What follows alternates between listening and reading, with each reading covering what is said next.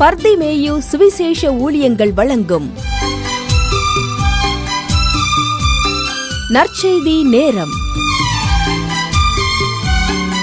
தேவ செய்தி pastor R. Augustine. இந்த நாளில் உங்களோடு நான் பேசி வருகிறேன். என் ஆண்டவருக்கு தேவை. என் ஆண்டவருக்கு தேவை. ஆண்டவருக்கு என்ன தேவை? நான் ஏற்கனவே உங்களுக்கு 5 செய்தி சொல்லி வந்திருக்கேன். ஆண்டவருக்கு என்ன தேவை? நீயும் நானும் தான் தேவை. ஏன்னா இந்த ராஜ்யத்தின் சுவிசேஷம் சகலருக்கும் பிரசங்கிக்கப்பட வேண்டும். அப்பொழுதுதான் என்ன செய்யும்? முடிவு வரும். என கண்பானுடைய அப்படி பிரசங்கிக்கப்பட வேண்டும்னா உன்னை என்னையும் அவர் அழைத்து சொல்றாரு, வானத்திலும் பூமியிலும் சகல அதிகாரங்கள் உங்களுக்கு கொடுக்கப்பட்டிருக்கிறது. நீங்க புறப்பட்டு போய்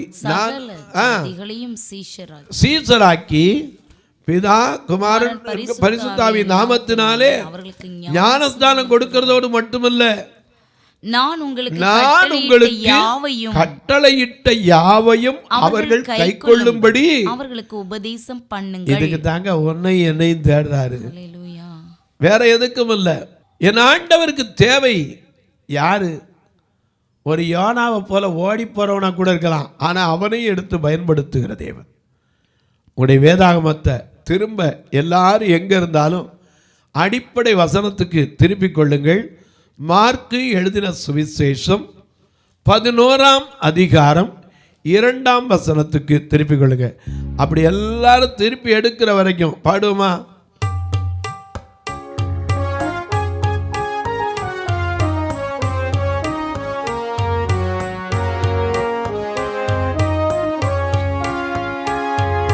பாவமதை போக்கவும் இப்பாவியை கை தூக்கவும், பாவமதை போக்கவும் இப்பாவியை கை தூக்கவும், பாசமுள்ள இயேசையா பவனிக்காக போகிறார், பாசமுள்ள இயேசையா பவனிக்காக போகிறார்.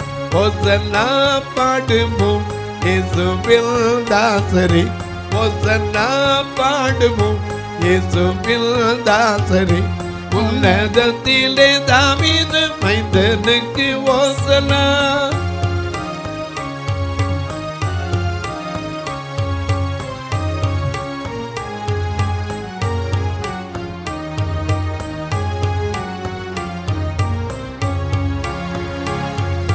சில்ல மரி மீதில் ஏறி அன்பர் பவனி போனார், சின்ன மரி மீதில் ஏறி அன்பர் பவனி போனார்.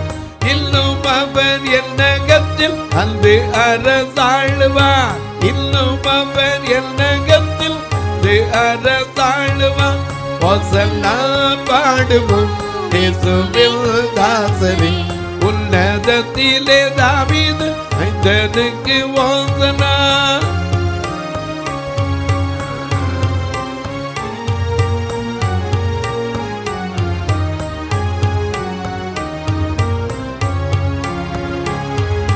பெரியோரும் சிறியோரும் ஒரு தோலை பிடித்து, பெரியோரும் சிறியோரும் ஒரு தோலை பிடித்து, ஓசன்னா ஓசன்னா என்று ஆர்ப்பரித்து பாடுவோம், ஓசன்னா ஓசன்னா என்று ஆர்ப்பரித்து பாடுவோம். ஓசன்னா பாடுவோம் இயேசுவில் தாசரே, உன்னதத்திலே தாவீது மைந்தனுக்கு ஓசனா.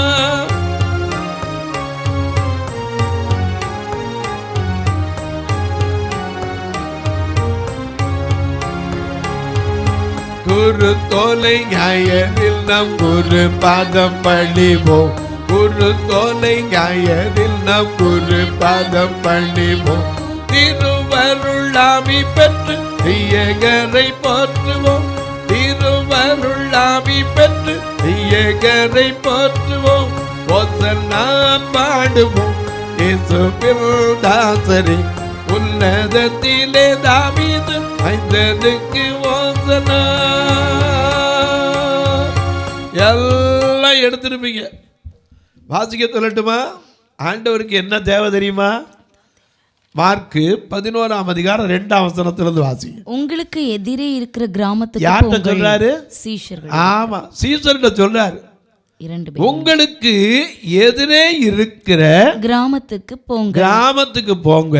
அதில் பிரவேசித்த உடனே மனுஷர் ஒருவரும் ஒரு காலம் ஏறி இராத ஒரு கழுதை குட்டி கட்டி இருக்க காண்பீர்கள். நல்ல கவனிங்க.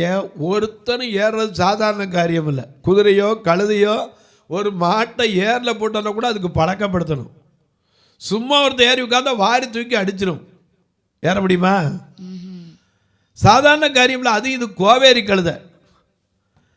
சொல்றாரு, சீதனிட்ட சொல்றாரு, உங்களுக்கு எதிர இருக்கிற கிராமத்துக்கு போங்க.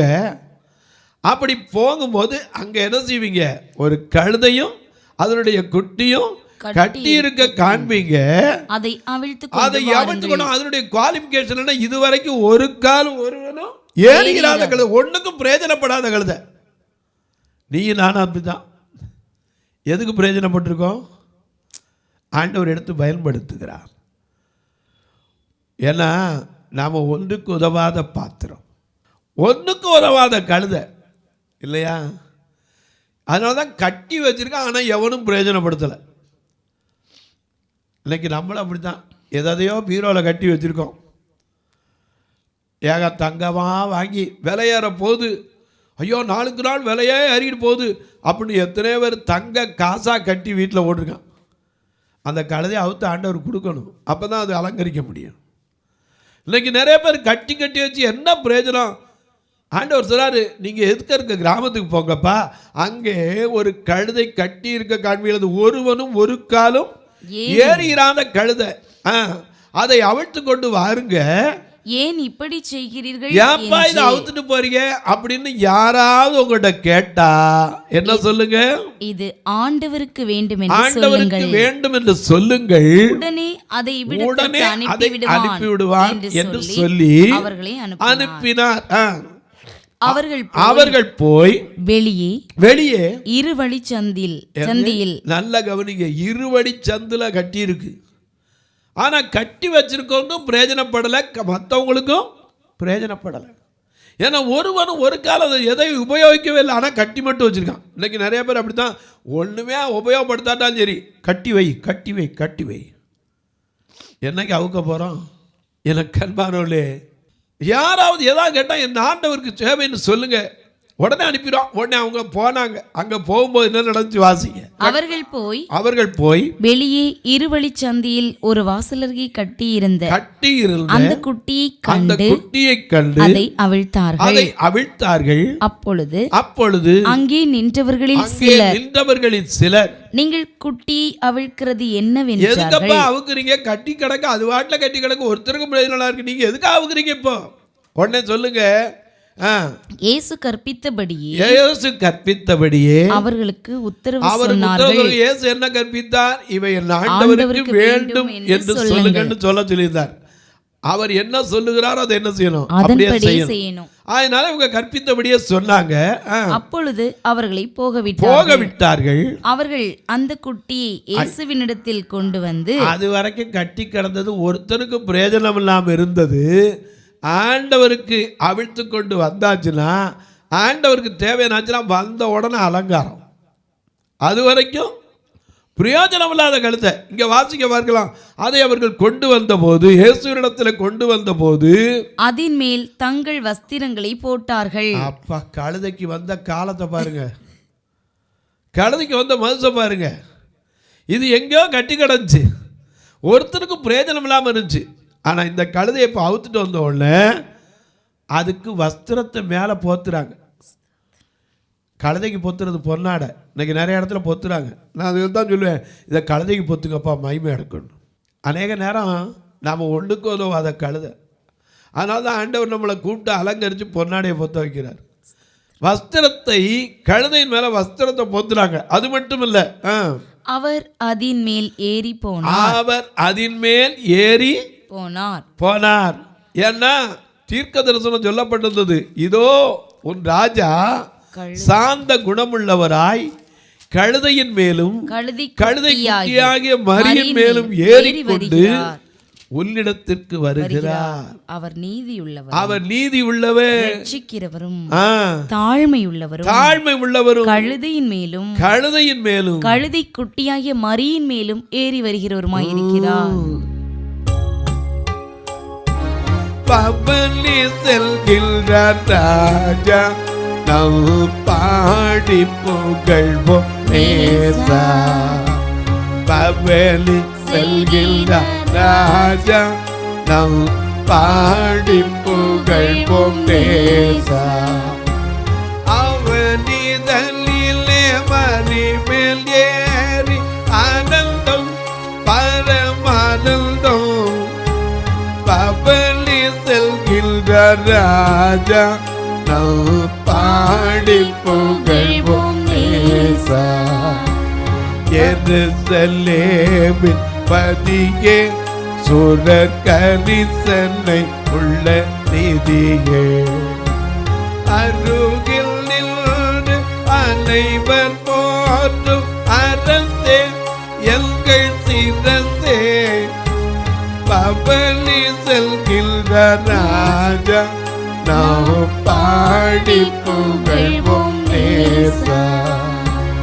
ஒரு தோலைகள் பிடித்து பலர் கும்பல் கும்பலாக நடக்க, பெருதொலியாயோ செல்லவென்று போட்ட மனம் தேற்ற.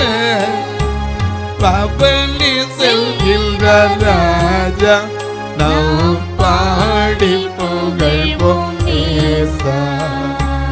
பவனி செல்கின்ற ராஜா, நாம் பாடி புகழ்வோம் நேசா.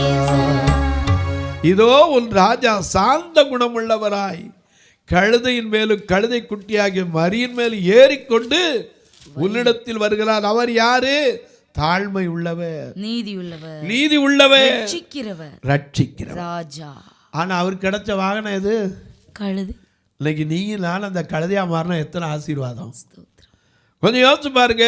அந்த கழுதை ஒண்ணுக்காக வெட்டி கிடந்து. இன்னைக்கு அநேக கழுதை அப்படித்தான், என்னையும் சேர்த்தான் சொல்றேன். நாம தெருக்கழுதையா இருந்தோம், ஆண்டவர் திருக்கழுதையா மாத்திட்டார். அநேக நேரம் தெரிய மாட்டேங்குது நமக்கு. சில நேரம் அதை மறந்துட்டு அல்பனுக்கு போது வந்து அத்தராத்தில் கொடை பிடிக்குது. ஆண்டவர் நம்மளை பயன்படுத்துகிற விதம் தாங்க. உள்ளாட்டியும் ஒன்றுக்காமட்ட வடிச்சதில் கிடப்போம். அந்த கழுதைக்கு வந்த உடனே பாருங்க, வஸ்திரங்களை போத்தி, அது மட்டுமில்லை என்ன செஞ்சாங்க, அதை உனுசா வாசிக்க பார்க்கலாம். அநேகர் தங்கள் வஸ்திரங்களை வழியிலே விரித்தார்கள். எங்க அப்பா, கழுதை தரையில நடக்கக்கூடாதான். ஏன்னா ஒரு காலத்தில் ஒரு கதை சொன்னாங்க. இந்த கதையை சொன்னால் நீங்கள் இந்த மறக்க மாட்டீங்க. 2 பேர் அப்பா அம்மானு போனாங்க, கழுதையை பற்றிட்டு போனாங்க. அப்படி போகும்போது ஒருத்தன் சொன்னான், எப்பா கழுதை சும்மா போகுது, ஒன்று இந்த சின்ன பையில ஏற்றி உட்காரையி, இல்லைன்னா நீ பெரிய ஆள் ஏறி உட்காந்து சின்ன பிள்ளையா நடந்து போங்க, எங்கே சும்மா வரியண்ணா. சரின்னு இந்த சின்ன பையனை ஏற்றி உட்காரச்சு அப்பா பற்றிட்டு போனார். அவன் சொன்னா, இந்த பாரு வயசானவரை நடக்க விட்டுட்டு இந்த பச்சை பையன் நடந்து போகாமல் கழுதை மேலே ஏறி உட்காந்துருக்காம்ப. சரின்னா அவனை இறக்கி விட்டு இவர் ஏறினார். கொஞ்சம் தூரம் கழிச்சோடனே மக்கள் சொன்னாங்க, சே பச்சை பிள்ளையை நடக்க விட்டு இந்த வாரு எருவு மாடு மாதிரி இவன் ஏறி உட்காந்துருக்கான். சரி அவன் ஏறினாலும் தப்பு, இவன் ஏறினாலும் தப்பு, 2 பேர் ஏறி உட்காரணும். இன்னும் கொஞ்சம் தூரம் போன சொன்னாங்க, 2 கழுதையும் புனக்கழுத மாதிரி கழுத மேலே ஏறி உட்காந்துருக்க, வாயில்லாச்சி இவன் பாவம் இல்லையானார். சரி கடைசியில் 2 பேர் ஏறினாலும் தப்பு, தனித்தனியாக ஏறினாலும் தப்பு, கழுதையை தூக்கிட்டு போனாங்க. ஒரு வாய்க்காலை தாண்ட வேண்டியது, வாய்க்காலில் தண்ணி ஓடிடுச்சு, பிள்ளையை குடிச்சிக்கிட்டு இருந்தான். கழுதையை தீட்டு வராங்கடான்னா கழுதை அவ்வளோதான் மிரண்டு இவனையும் இழுத்து சேர்த்து போட்டுச்சு. கழுதை சும்மா இருந்தால் ஒன்றுக்கும் பிரயோஜனப்படாதுங்க.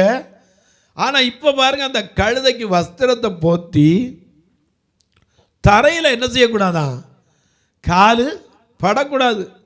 சிலர் தங்களுடைய வஸ்திரங்களை விரித்தார்கள். அது மட்டுமல்ல, வேறு சிலர் மரக்கிளைகளை தரித்து வழியிலே பரப்பினார்கள். முன்னடப்பாரும் பின்னடப்பாரும். ஓசன்னா, கர்த்தரின் நாமத்தினாலே வருகிறவர் ஸ்தோத்திரிக்கப்பட்டவர். இல்லையா? நாம அழகா பாடுறோம்ல,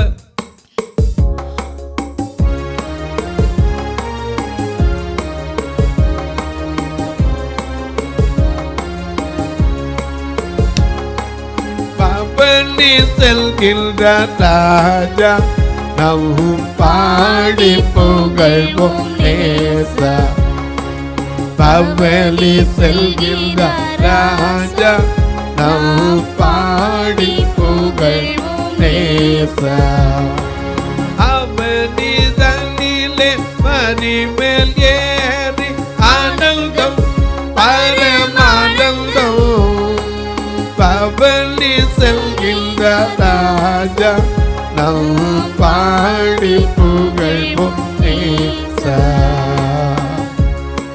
ஐயா, கழுதையா இருக்கிற வரைக்கும் மதிப்பில் ஆண்டவர்கிட்ட வந்த உடனே மேலே மூடுறதுக்கு வஸ்திரம், கால் வைக்கிறதுக்கு வஸ்திரம்.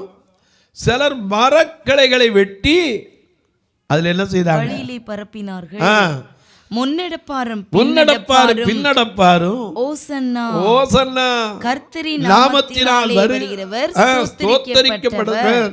கர்த்தரின் நாமத்தினாலே வருகிற நம்முடைய பிதாவாகிய தாவீதின் ராஜ்யம் ஆசீர்வதிக்கப்படுவதாக உன்னதத்திலே ஓசன்னா ஓசன்னா என்று சொல்லி ஆர்ப்பரித்தார்கள். கழுதைக்கு சும்மா ஆடுறத கழுதை பார்த்துருக்கோம். எனக்கா இவ்வளவு ஆர்ப்பரிப்பு இல்லை. உன் மேலே இருக்கிறவர் யாரு? இதோ இஸ்ரவேலின் ராஜா சாந்த குணமுள்ளவராய் கழுதையின் மேலே ஏறிக்கொண்டு வந்தார். எருசலேம் நகரத்தாரெல்லாம் பார்த்து என்ன செய்தாங்க? இவர் யாரோ ஆச்சரியப்பட்டாங்க. ஆனால் அவர் சொன்னார், எனக்காக அழாதீங்கம்மா, உங்களுக்காக உங்கள் பிள்ளைகளுக்காக அழுங்கன்னார். லூக்கா 13:34 சொன்னார், எருசலேமே எருசலேமே தீர்க்கதரிசிகளை கொலை செய்து உன்னிடத்தில் அனுப்பப்பட்டவர்களை கல்லெறிகிறவளே, கோழி தன் குஞ்சுகளை கூட்டி சேர்க்கும் வண்ணமா எத்தனையோ முறை உங்களை கூட்டி சேர்க்க மனதா இருந்தா உங்களுக்கு தான் என்ன இல்லை, மனதில்லாமற் போயிட்டு. இன்னைக்கு அந்த கழுத மாதிரி தான் நம்ம போய் கட்டி கிடக்கணும் தான் பார்க்குறோம். இன்னைக்கு சொல்லுவேன், ஆண்டவர் எதிர்பார்க்கறது என்ன? நம்மகிட்ட இருக்கிற தகுதியவா? கழுதைட்ட என்ன தகுதி இருந்துச்சு? ஒருத்தர் ஏறி பழக்கப்படுத்தவும் இல்லை, யாரும் பிரயோஜனப்படுத்தவும் இல்லை. அது இருவழி சந்தில் கட்டி கிடந்த கழுதை, ஒன்றுக்கு பிரயோஜனம் கட்டி பட்டு வச்சுருந்தான். ஆண்டவர் எடுத்தார், மகிமை பெற்றார். இன்றைக்கி நம்மளும் அப்படித்தான், ஒன்றுக்கு ஆகாத கழுதையாக இருந்தோம். மோசையை போல நான் லாயக்கில்லை, திக்குவாய மந்த புத்திக்காரன். நமக்கு அத்தனை காட்டினார், நான் யாருங்கிறத காட்டினார். மோசை கேட்குறான், ஐயா என்னை யாரும் நம்ப மாட்டாங்களே அப்படி சொன்னார். ஏய், ஒரு சின்ன அடையாளம் காட்டட்டுமான்னார். என்ன? உன் கையில் இருக்கிறது என்ன? யாத்திராமம் 4ஆம் அதிகாரம் முதல் 2 வசனத்தை பாருங்க. அவர் கர்த்தர் மோசையிட்ட கேட்கிறார். என்ன கேட்கிறாரு? உன் கையிலே இருக்கிறது என்ன? அவருக்கு தெரியாதா?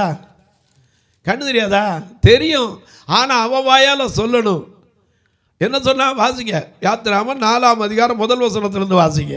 அப்பொழுது மோசே, அவர்கள் என்னை நம்பார்கள், அவர்கள் என்னை நம்பார்கள், என் வாக்குக்கு செவிகொடுவார்கள் என்றான். கர்த்தர் உனக்கு தரிசனம் ஆகவில்லை என்று சொல்வார்கள் என்றான்.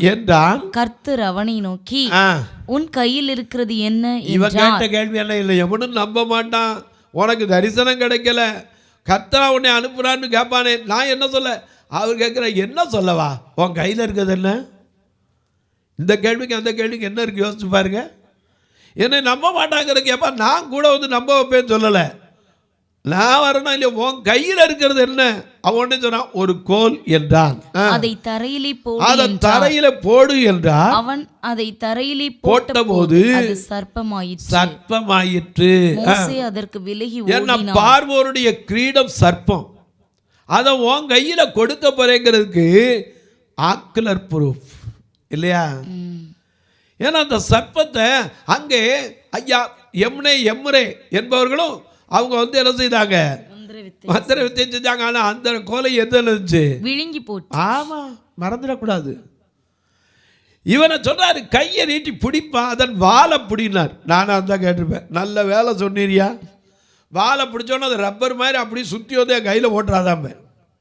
அவன் கையில் பிடிச்சோன்னு என்னாச்சு? அவன் கையிலே கோலாயிற்று. சரி, இதுதான் இல்லை. அடுத்தாப்புல, நீ இந்த கோலை வச்சு பயன்படுத்துகிற அளவுக்கு தகுதி இல்லைன்னு இல்லை, நான் திக்குவாய மந்த புத்திக்கார, என்னை எவனும் நம்ப மாட்டான்னு இல்லை. இப்போ உன் கையில் இருக்கிற கரை உன்னை பயமுடுத்துது. ஏன்னா கொலை பண்ண கை, அதனால அதை கிளியர் பண்ணணும். உன் கையை மடியில் ஓடுனார். மடியில் ஓட்டால் அது என்னாச்சு? வெண்குஷ்டம் பிடித்த மாதிரி. அப்படி திரும்ப மடியில் ஓட்டு எடுனாரு, என்ன ஆயிடுச்சு? அது திரும்ப அவனுடைய மற்ற சதையை போல ஆயிற்று. இதையும் பார்த்து நம்பலைன்னா தண்ணீரை ஒன்று என்ன செய்யும்? தரையில ஊற்று. அது என்ன செய்யும்? வெட்டாந்தரையிலே ரத்தமாகும். இந்த அடையாளத்தை பார்த்து நம்புவாங்கன்னு அனுப்பிவிட்டார். ஒண்ணுக்காகாம இருந்த திக்குவாயனால் 40 வருஷம் ஆடுகளை மேய்ச்சி கொண்டிருந்த மோசேய அவருக்கு வாக்கு கொடுத்தார். யாத்திராகமம் 6ஆம் அதிகாரம் 1ஆம் வசனத்தை பாருங்க. அப்பொழுது கர்த்தர் மோசேயை நோக்கி, நான் பார்வோனுக்கு செய்வதை இப்பொழுது காண்பாய்.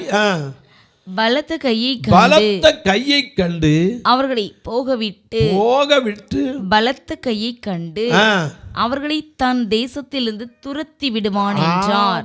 ஆனா துரத்தல. 7ஆம் அதிகாரத்தில் மறுபடியும் 1ஆம் வசனத்தை பாருங்க. அவர் சொல்றாரு, கர்த்தர் மோசேயை நோக்கி, பார் உன்னை நான் பார்வோனுக்கு தேவனாக்கினேன். ஒண்ணுக்கு ஆகாம கிடந்தவனை யார் ஆக்குறாரு? பார்வோனுக்கு தேவனாக்கிட்டாரு. அழகா பாடுறோம்ல, தேவகுமாரா தேவகுமாரா என்ன நினைச்சிடுங்க, தேவகுமாரா தேவகுமாரா என்ன நினைச்சிடுங்க. நீங்க நினைச்சா ஆசீர்வாதம் தான், என்னை மறந்தான் எங்கே போவேன்னா. நீங்க நினைச்சா ஆசீர்வாதம் தான், உன்னை மறந்தான் எங்கே போவேன்னா. தேவகுமாரா தேவகுமாரா என்ன நினைச்சிடுங்க, தேவகுமாரா தேவகுமாரா என்ன நினைச்சிடுங்க. உம்மை மறுதலித்தவல்லா அது உமக்கே தெரியும், உம்மை மறந்து வாழ்ந்தவல்லா இதை உலகே அறியும். உதவாத என்னை உருவாக்கினே, ஒன்றும் அறியாத என்னை உருவாக்கினீர். உணவாத என்னை உருமாற்றினீர், ஒன்றும் அறியாத என்னை உருமாற்றினீர், ஒன்றும் அறியாத என்னை உருமாற்றினீர். தேவகுமாரா தேவகுமாரா என்ன நினைச்சிடுங்க, தேவகுமாரா தேவகுமாரா என்ன நினைச்சிடுங்க. இங்க நினைச்சா ஆசீர்வாதம் தான், உன்னை மறந்தான் எங்கே போவேனா. நீங்க நினைச்சா ஆசீர்வாதம் தான், உன்னை மறந்தான் எங்கே போவேனா. தேவகுமாரா தேவகுமாரா என்ன நினைச்சிடுங்க, தேவகுமாரா என்ன நினைச்சிடுங்க. ஐயா அம்மா கொஞ்சம் நல்லா கவனிங்க. ஒண்ணுக்காகாத கழுத ஒன்னை என்னை தான் கேட்கிறார் ஆண்டவர். தேவை ஏன்? சகுல் கழுதையை தேடித்தான் போனான். 1 சாமுவேல் 9ஆம் அதிகாரத்தில் கழுதையை தேடி போன கீசின் கழுதை காணாமல் போச்சு. அதை தேடி போன சகுலை ராஜாவாக மாற்றவில்லையா? ஆடு மேய்ச்சிக்கிட்டு இருந்த தாவீத அரசனாக்கலையா? இன்றைக்கு சொல்றேன், என் ஆண்டவருக்கு நீயும் நானும் தான் தேவை. உன் தகுதி என்ன? உன் படிப்பு என்ன? I am not well educated. No, that is immaterial. I am not fully qualified. Okay, I am accepted. But I need, yes, you need. Why? To preach the gospel. To preach the gospel all over the world. I am expecting your cooperation. I am already seeking for you. உன்னை தான் தேடிக்கொண்டிருக்கிறேன். தொலைக்காட்சியில் பார்க்கிற என் அன்பு மக்களே, இந்த நிகழ்ச்சியை நாள்தோறும் பார்க்குறீங்க, கேட்குறீங்க, பரவசம் அடைகிறீங்களே. நல்லா கேளுங்க, பரவசம் அடைங்க. ஆனால் உங்களை என்னை தான் கர்த்தர் எதிர்பார்க்கிறார். ஆண்டவருக்காக நாம் எதை கொடுக்க போகிறோம்? பலியை கொடுக்க எதிர்பார்க்கல, ஒன்னை அர்ப்பணிக்க வேண்டும். அன்றைக்கு ஒரு அன்னாள் தன் பிள்ளையை கொடுத்தாள். அன்றைக்கு ஒரு பரிமள தைலத்தை கொடுத்தாள் ஒரு மரியாள். லூக்கா 8:3 ஏரோதின் காரியக்காரனான கூசாவின் மனைவி தன் ஆஸ்தியலால் ஊழியத்தை செய்தாள். இன்னைக்கு நீங்கள் நான் என்ன செய்ய போகிறோம்? தொலைக்காட்சியில் கேட்குற நீங்கள் மற்றவங்களுக்கு சொல்லுங்கள். அது மட்டும் இல்லை, ஒரு நாள் வரணும்னா 4000 ரூபா, தொலைக்காட்சிக்கு ரெக்கார்டிங் 1000 ரூபா.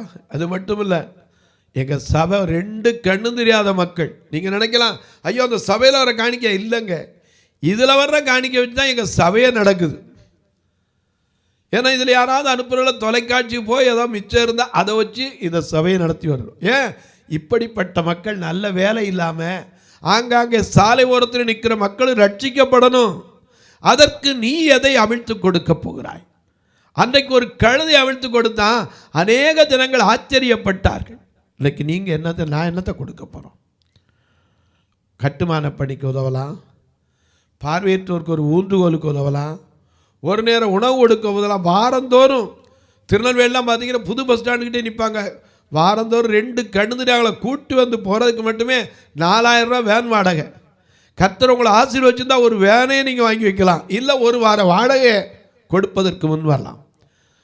பார்வையற்றவர் மரித்தா கூட சொந்தக்காரன் கை நீட்ட மாட்டான். ஒரு ஆடியோ வேதாமம் கொடுப்பதற்கு உதவலாம். எப்படி பிரதர்? இதில் 2 நம்பர் வந்துக்கிட்டே இருக்கும். அதில் ஜிபே, ஃபோன்பே உண்டு. ஒருவேளை ஐயா நான் வரிக்கு வைக்க கணக்கு வேண்டும்னீங்கன்னா 8438852500 இந்த நம்பரில் நீங்கள் தொடர்பு கொள்ளலாம். அதில் அனுப்பிட்டு அதில் அட்ரஸையும் அந்த வாட்ஸ்அப்பில் அனுப்பிட்டீங்கன்னா உங்களுக்கான காரியம் கிடைக்கும். நீங்கள் வைக்கும்போது எங்களிடத்தில் அதை பெற்றுக்கொள்ளலாம். உங்கள் ஜெபக்காரி எது இருந்தாலும் எப்போதும் சொல்லலாம். காலை 10 மணிக்கு மேலே. இப்போ உங்களுக்காக ஜெபிக்கட்டுமா? நல்ல பிதாவே, நன்றியோடு துதிக்கிறோம் ஐயா. என் ஆண்டவருக்கு தேவை. என் ஆண்டவருக்கு எது தேவை? ஒரு பயந்த சுவாபம் உள்ள கிதியோனா? ஒன்றுக்கு உதவாத மோசேயா? ஆடு மேய்த்து கொண்டிருந்த தாவீதா? ஐயா, எங்களை தேடி நீர் பயன்படுத்துகிற தேவனப்பா. உடைய கரத்தில் ஒரு கழுதையை போல நாங்கள் அர்ப்பணிக்கும் போது எங்களை அலங்கரிக்கிற தேவனாய், ஆசீர்வதிக்கிற தேவனாய், பாதுகாக்கிற தேவனாய், வழிநடத்துகிற தேவனாய், உமக்குகந்த பாத்திரமாய் மாற்றுகிறதற்காய் ஸ்தோத்திரம். இந்த ஊழியத்தை தாங்குகிற, ஜெபிக்கிற, கொடுக்கிற எல்லா மக்களையும் ஆசீர்வதி. இயேசு கிறிஸ்துவின் ஈடு இணையற்ற வல்லமையுள்ள நாமத்தில் ஜெபிக்கிறேன் நல்ல பிதாவே, ஆமென். சபை ஆராதனை ஞாயிறு காலை 10 மணி முதல் 12 மணி வரை.